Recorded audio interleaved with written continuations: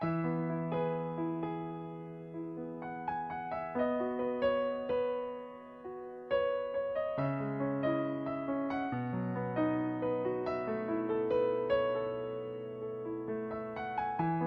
I ever tell you that my best friend is a YouTuber just like me?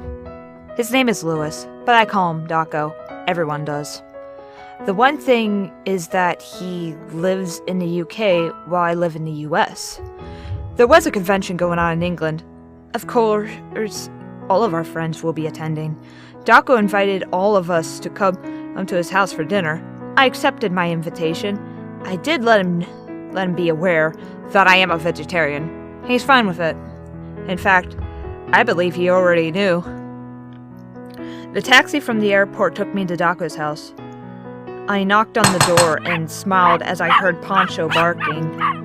Dawko answered the door and gave me the biggest bear hug known to man. I realized that I'm the only one who had arrived so far.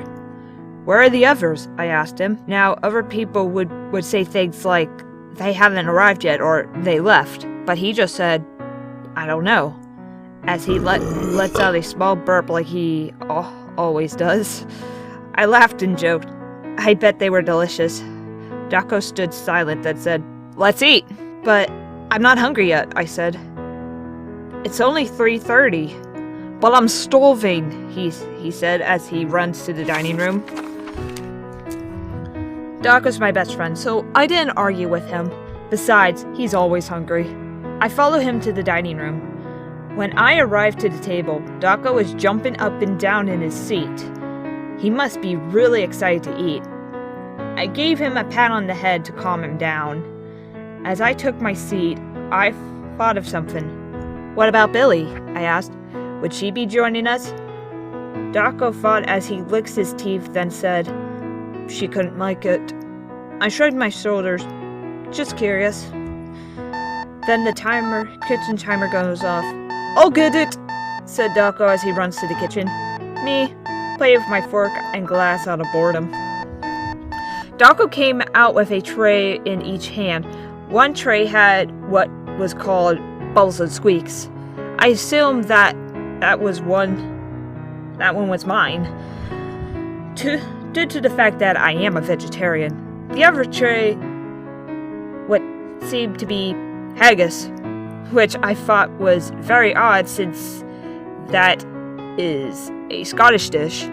Raz would have loved that, wherever he is. I pulled out my protein bar out of my pocket as Dawko took his seat. What's that? He asked me. A protein bar, I answered him. So, is that how you get your protein? He asked. I laughed. Yeah, duh. Dawko reaches his hand over. May I see that? Wondering why, I hand him over my protein bar. He starts reading the nutritional label information. His eyes grew slowly as he licks his chops. To me, that was a little freaky. But hey, he's Dawko. He could be quite the character. Remember, that's mine, I laughed. You silly little stinker. Dawko hands me back the bar as he grins and chuckles. Right. Then Poncho came out waddling in with a boomerang-shaped bone in his mouth. A perfect meal for a little doggy.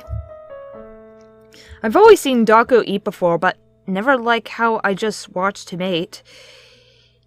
He was going at that haggis as he was a starving animal or a monster.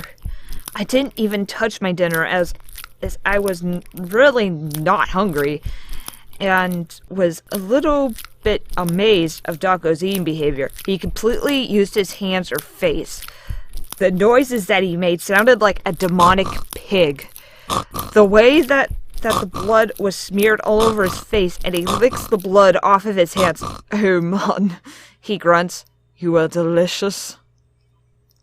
I wanted to take a breather of what I just witnessed, so I excused myself from the table, meaning for it to be only for a minute. Dawko watched me with no question. Walking down the hallways, no one was present. They were absolutely silent. At the end of the hallway, there were a case of stairs. I went down them, of course, anything to get my mind cleared.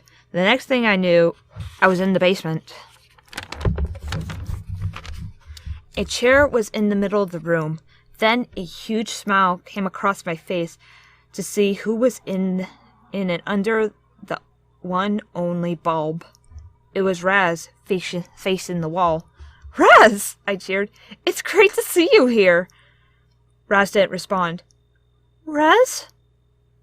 I asked a couple times. Then I went to him and gave him a little shake on his shoulder. Then he collapsed on the floor. I kneeled down to take a look of his face. Very pale. His eyes were wide open, with his pupils missing, and blood was seeping from his mouth, staining his now gray beard. His stomach was ripped open, which seemed to be by teeth marks. All of his organs and one rib was missing. I got nauseous at the sight of him, throwing up dryly next to him, realizing what Dawko's haggis was really made out of. After seeing Dawko's behavior and what he has done to Raz, only one thing crossed my mind. I need to get the hell out of here. Then when I was about to escape, I got hit in the head and blacked out. A few hours had passed. I was in the same room, but it looked a bit different. Raz's body was nowhere near me. There the room stank of rotting roadkill. Then I felt a slight tickle down my back. It was sniffing me. Poncho was sniffing me. He wanted my bones. Then I realized that my top was off. Also, I had markings all over my body, like cutting a cow for meat. "Hello, mate," said a voice. I looked to the voice. It was Dawko, sitting in a chair stained with blood. "Why are you doing this?" I asked. "Well," explained Dawko, "as you already knew, my doctors told me to eat a lot more protein in my diet. True, I did eat a lot of nuts and cheese, but most of all, I love meat.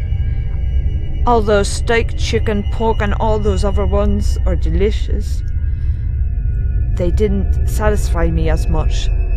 Something had came upon me when I was on my last date with Billy. The tastiest and highest protein meat is human." Chills ran down my spine, not in fear but in panic. Dawko continues his chilling speech. "The one thing I love about human meat is that each person has their own unique flavor based on their diet." He came closer to me as I take steps back. "American vegetarian. God, that sounds good." He licks his teeth and chops. "Why are you doing this, Dawko?" I asked in a scared and upset voice. "I'm your friend, and so is Raz." "I know," said Dawko, as he corners me. "That's why you should be delicious." My heart was pounding. I was desperately thinking of a way to escape. I was cornered. There was no doors or windows. One thing for sure, I needed a damn miracle. He was about to take a huge bite of me. I shut my eyes tightly. Then he asked me calmly, "You okay, mate?"